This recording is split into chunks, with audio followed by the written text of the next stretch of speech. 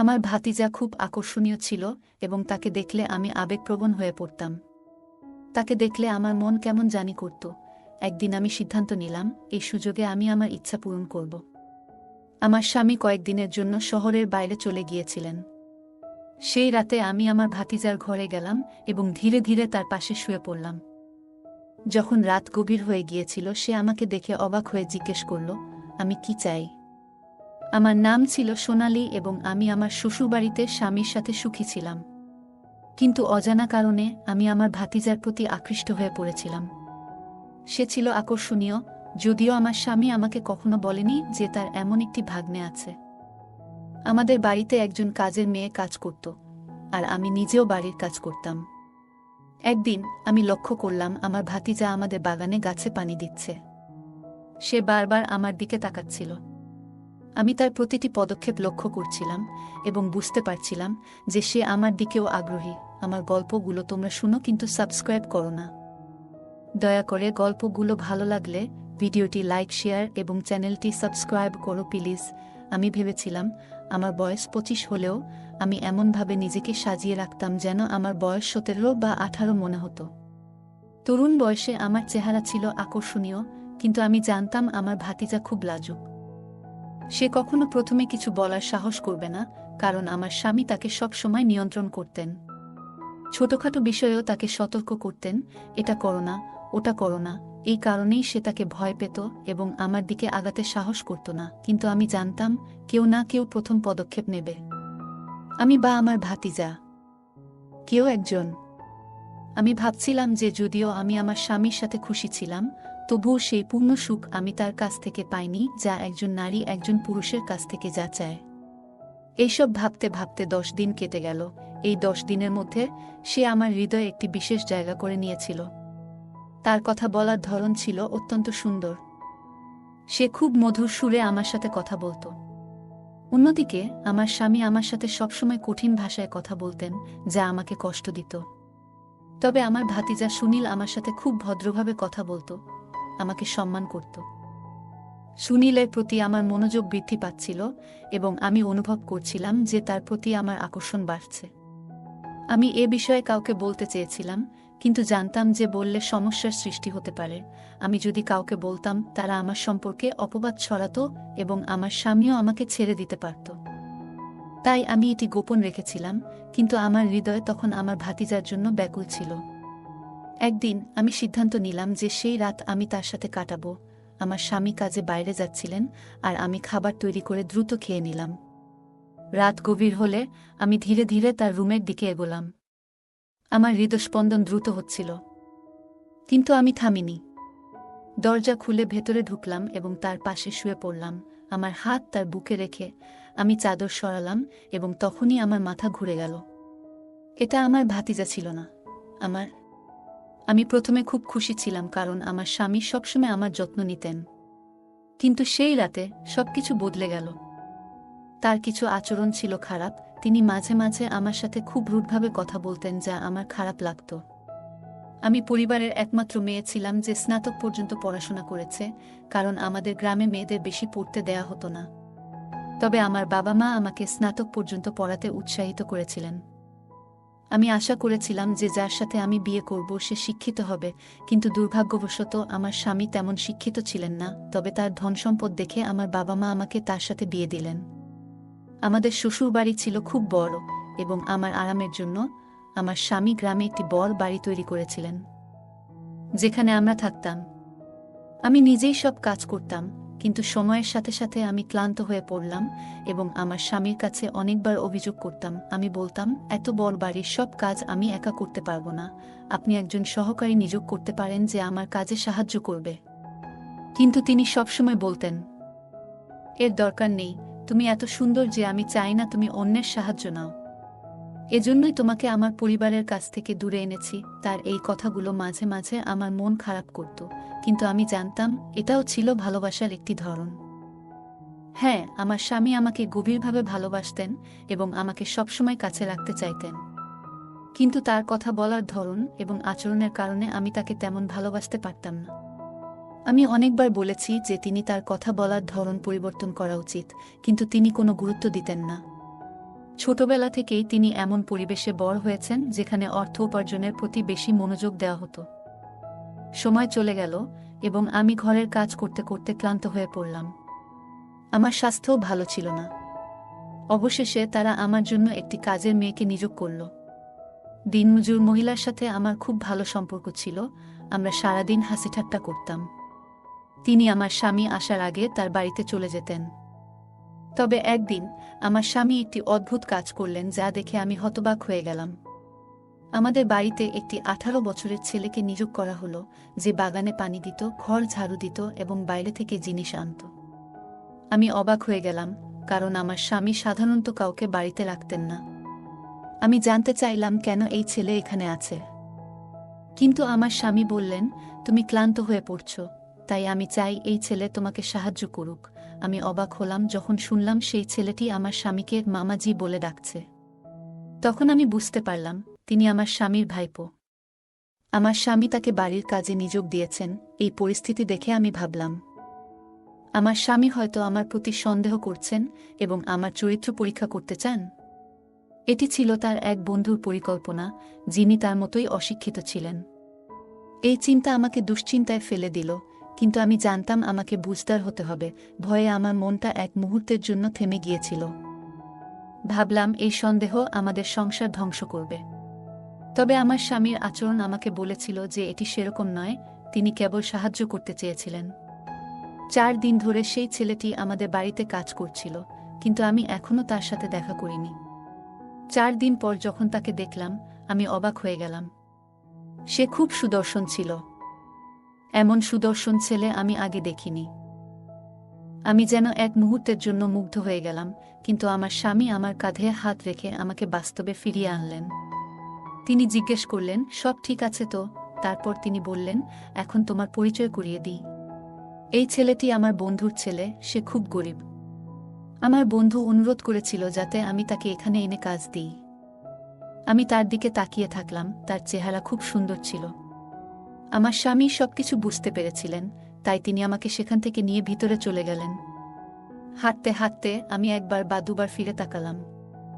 এরপর আমি সেই ছেলেটির সাথে কথা বলতে শুরু করলাম। সে খুব ভালো কাজ করত এবং তার কথা বলার ধরনও সুন্দর ছিল। ঘটনাটি বেশ অদ্ভুত ছিল এবং সেই ছেলেটির প্রতি আমার স্বামী বিরক্ত ছিলেন, কারণ সে তার এক বিশেষ বন্ধুর ভাতিজা ছিল। প্রতি সপ্তাহে আমার স্বামীকে শহরে যেতে হতো এবং এইবারও সে শহরে চলে গেল। সেদিন আমি সিদ্ধান্ত নিলাম যে আজ আমি আমার ইচ্ছা পূরণ করব এবং রাতটি সুনীল এর সাথে কাটাব। আমি পুরো দিন সেই মুহূর্তের জন্য অপেক্ষা করছিলাম এবং রাতে ধীরে ধীরে সুনীল এর ঘরে ঢুকে তার বিছানায় শুয়ে পড়লাম। আমি তার শরীরে হাত রাখলাম। সুনীল ঘাবড়ে গিয়ে বলল, তুমি এখানে কেন? তারপর আমি তাকে আমার ভালোবাসার কথা জানালাম। আমরা সেই রাতে একসাথে অনেক সময় কাটালাম এবং মনে হলো সত্যিকারের সুখ পেলাম। অবশেষে আমি আমার রুমে ফিরে গিয়ে ক্লান্তিতে ঘুমিয়ে পড়লাম এবং সেই রাতে খুব ভালো ঘুম হলো। সকালে যখন আমার ঘুম ভাঙল, তখন আমি বেশ ভালো অনুভব করছিলাম, কিন্তু সুনীল এর মুখ দেখে মনে হলো সে খুবই অনুতপ্ত। আমার আবার ইচ্ছা হলো তার সাথে সময় কাটানোর, কিন্তু আমার স্বামী বাসায় না থাকায় সুযোগ হলো না। তবে আমি সুনীল এর রুমে গিয়ে ধীরে ধীরে তার পাশে শুয়ে পড়লাম এবং তার গায়ে হাত রাখলাম। সে সঙ্গে সঙ্গে কথা বলতে শুরু করল। আমি চাদর সরাতেই চমকে উঠলাম, কারণ সেখানে আমার 18 বছরের ভাতিজা নয়, আমার নিজের স্বামী শুয়েছিল। আমার চোখ বিস্ময়ে বড় হয়ে গেল এবং আমি ভয়ে কেঁপে উঠলাম। স্বামী রেগে গিয়ে আমার মুখে চড় মেরে বলল, তুমি কি ভেবেছিলে তুমি এটা করতে পারবে আর আমি জানব না? সুনীল আমাকে সব বলেছে গত রাতে। তিনি আরও বললেন, আমি অনেক দিন ধরে তোমার চালচলন লক্ষ্য করছিলাম। তোমার সব পরিকল্পনা আমি জানতাম। তুমি আমাকে ঠকাতে চেয়েছ। আমি এই কথা শুনে ভীষণ কষ্ট পেলাম এবং ভয়ে মরে যেতে চাইলাম, কিন্তু এটাকে স্বপ্ন মনে করে উপেক্ষা করেছিলাম। কিন্তু এখন বাস্তবতাটা আমার সামনে দাঁড়িয়েছিল। স্বামীর রাগ এবং দুঃখ তার মুখে স্পষ্ট ছিল এবং তার চোখে হতাশা এবং ক্ষোভ দেখতে পাচ্ছিলাম। তার সেই দৃষ্টিতে আমি কাঁপতে লাগলাম, মাথা ফেটে যাচ্ছিল, শ্বাস নিতে পারছিলাম না। আমার স্বামী বললেন, তুমি তোমার নিজস্ব ফাঁদে পড়েছ। তুমি শিক্ষিত হলেও ভালো মেয়েদের মতো আচরণ করনি। আমি তার হাত থেকে নিজেকে ছাড়িয়ে নিয়ে আমার রুমের দিকে দৌড়ে গেলাম, আর সে আমার পেছন পেছন আসছিল। আমি ভয়ে কাঁপছিলাম, কারণ আমি জানতাম এখন আমার সাথে কি ঘটতে যাচ্ছে। আমার স্বামী আমাকে জীবিত ছেড়ে দেবেন না, এবং এটা আমার প্রাপ্য ছিল। এত ভালো স্বামী থাকা সত্ত্বেও আমি অন্যায় করেছিলাম। শয়তানের ফাঁদে পড়ে রুমে ঢুকে দেখি তিনি কোথাও নেই। ভয়ে আমি সেখানেই থেমে গেলাম, কারণ আমার সামনে মৃত্যুর ভয় ছিল। তিনি বাইরে থেকে জোরে জোরে ডাকতে লাগলেন, তুমি যদি 5 মিনিটের মধ্যে বাইরে না আসো, তাহলে আমি তোমাকে ডিভোর্স দিয়ে দেব। এই কথা শুনে আমার মনে হলো মৃত্যুর চেয়েও খারাপ কিছু। আমি বাইরে এসে তার পায়ে পড়ে বললাম, আমাকে মাফ করে দাও। আজ থেকে আমি এমন কাজ করব না। আমি আমার আবেগের কাছে হেরে গিয়েছিলাম। সে আবার আমার মুখে থাপ্পড় মেরে বলল, তুমি খুবই অসভ্য, তোমার লজ্জা নেই। আজ তোমাকে জীবিত রেখে দেব না। তিনি একটি লাঠি নিয়ে আমাকে মারতে শুরু করলেন। আমি আমার কাজের জন্য ক্ষমা চাইতে লাগলাম, কিন্তু তিনি থামলেন না। তিনি যন্ত্রের মতো মারতে লাগলেন। এই আমার সেই স্বামী, যিনি আগে আমার জন্য জীবন দিতেন। আমার স্বামী সবসময় আমার যে কোনো সমস্যার পাশে দাঁড়াতেন এবং আমার সামান্য অসুবিধাতেও উদ্বিগ্ন হতেন। কিন্তু আজকের দিনটা আলাদা ছিল। রাগের বশে তিনি সম্পূর্ণ মেজাজ হারিয়ে ফেললেন এবং থামার কোনো লক্ষণ দেখালেন না। আমি তাকে ধাক্কা দিয়ে দূরে সরানোর চেষ্টা করছিলাম, ক্ষমা চাইছিলাম, কিন্তু তিনি কিছুতেই থামতে রাজি ছিলেন না। অবশেষে তিনি ক্লান্ত হয়ে লাঠি ফেলে দিয়ে বিছানায় বসে পড়লেন এবং আমার দিকে তাকিয়ে বললেন, আমি তোমাকে অনেক ভালোবাসি। তিনি আরও বললেন, তোমাকে এত সম্মান দিয়েছি, ভালোবাসা দিয়েছি, কিন্তু তুমি সব নষ্ট করে দিয়েছ। আমার সম্মান তোমার কাছে মূল্যহীন ছিল। তোমাকে মাথার মুকুট বানিয়েছি, কিন্তু তুমি তার যোগ্য ছিলে না। আমি তার দিকে তাকিয়ে বললাম, তুমি যদি আমার সাথে সঠিকভাবে ব্যবহার করতে এবং সঠিকভাবে কথা বলতে, তাহলে আমি কখনো এমনটা করতাম না। আমি শুধু তোমার দিকেই মনোযোগী হতাম। আমি তোমাকে অনেকবার বলেছি তোমার কথা বলার ভঙ্গি বদলাতে, কিন্তু তুমি কখনো শোনোনি। তিনি বললেন, তুমি আমার কথায় পাত্তা দাওনি, তাই আমিও পাগল হয়ে গেছি। কেন ঘরের ভিতর এমন করেছ? আমি তার সামনে দাঁড়িয়ে কাঁদতে লাগলাম। তিনি বিষণ্ণ চোখে তাকিয়ে বললেন, আমি তোমাকে এত সম্মান দিয়েছি, এত ভালোবাসা দিয়েছি, আর তুমি আমাকে এই শিক্ষা দিয়েছ যে আমার অনুপস্থিতিতে তুমি অন্য কারোর সাথে ঘুমাতে পারো। আমি তার দিকে তাকিয়ে বললাম, এর জন্য তুমিও দায়ী। তুমি যদি আমাকে সঠিকভাবে ভালোবাসতে, আমি কখনো এমনটা করতাম না। আমি তোমাকে একটা সুযোগ দিয়েছিলাম। প্রথম 2-3 দিন সব ঠিকঠাক ছিল, কিন্তু তারপর তুমি অনেক দিন আমার থেকে দূরে থাকলে, আমাকে ঠিকমতো সময় দিলে না। তখন আমি কি করব? আমি অন্য কারো প্রতি আকৃষ্ট হয়ে পড়লাম। আমার কি দোষ ছিল বলো? তুমি যদি ওকে রাখলে এত সব নাটক হতো না। আমি আমার ভুল মানতে রাজি নই। সে তখন একই কথা বলতে লাগল যে সে আমাকে পরীক্ষা করছে। দেখো, আজ আমার সন্দেহ বিশ্বাসে পরিবর্তিত হয়েছে এবং আমি খুব দুঃখিত যে তোমার মতো একটি মেয়ে আমার স্ত্রী। তখন তার কণ্ঠে শুধু দুঃখ ছিল। আমি সেই কথাটি শুনেছিলাম। আমার আফসোস ছিল যে আমার স্বামী আমাকে এত ভালোবাসলেও আমি তাকে ঠকাতে চেয়েছিলাম। কিন্তু আমি আমার ইচ্ছার কাছে হার মানতে বাধ্য হয়েছিলাম। এখন আমি কি বলবো? আমার স্বামী হঠাৎ রেগে গিয়ে মুখ লাল করে উঠে দাঁড়ালেন এবং আমার হাত ধরে কাছে নিয়ে এসে বললেন, আমি আর তোমার সাথে থাকতে পারবো না। কারণ যখনই তোমার মুখ দেখি, তোমার এই খারাপ কাজটা আমার মনে পড়ে। এই কষ্ট আমি সহ্য করতে পারি না।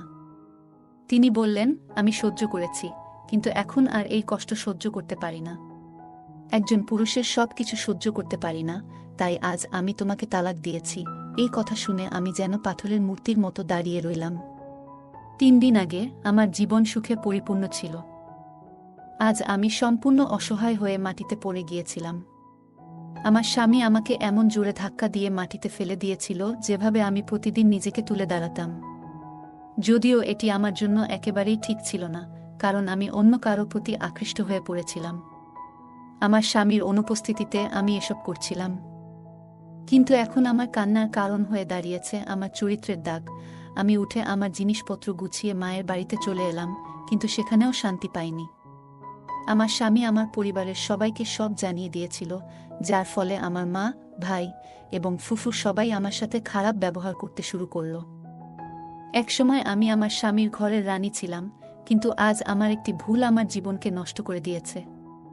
যারা আমাকে একসময় সম্মানের চোখে দেখত, তারা এখন ঘৃণার চোখে দেখে। আমি এতটাই লজ্জিত যে নিজের নামও মনে করতে পারছি না। মনে হচ্ছিল এখন আমার বেঁচে থাকার কোনো অধিকার নেই। বারবার সেই ছেলেটির কথা ভাবতে লাগলাম, যে আমাদের বাড়িতে না এলে হয়তো এই ভুলটা কখনোই ঘটত না। এখন আমি আমার বাবা মায়ের বাড়িতে কাজের মেয়ের মতো জীবন কাটাচ্ছি, কিন্তু আজও আমার ইচ্ছা আমাকে এভাবে বাঁচতে বাধ্য করেছে। মেয়েদের বিয়ের পর শ্বশুরবাড়ির লোকদের সম্মান করা তাদের কর্তব্য হয়ে দাঁড়ায়, কিন্তু একই মেয়ে যখন তার স্বামীর সম্মান নষ্ট করে, তখন সে সেই ঘরের জন্য অভিশাপ হয়ে দাঁড়ায়। তাই বিবাহিত মেয়েদের সবসময় তাদের স্বামীর সম্মান রক্ষা করা উচিত, কারণ বিয়ের পর তারা সম্পূর্ণ অপরিচিত পরিবেশে চলে আসে। গল্পটা কেমন লাগলো জানাতে ভুলবে না। আরও মজার মজার রোমান্টিক গল্প শুনতে চাইলে ভিডিওটি লাইক, শেয়ার এবং চ্যানেলটি সাবস্ক্রাইব করতে এবং বেল আইকনটি টিপতে ভুলবে না। ধন্যবাদ।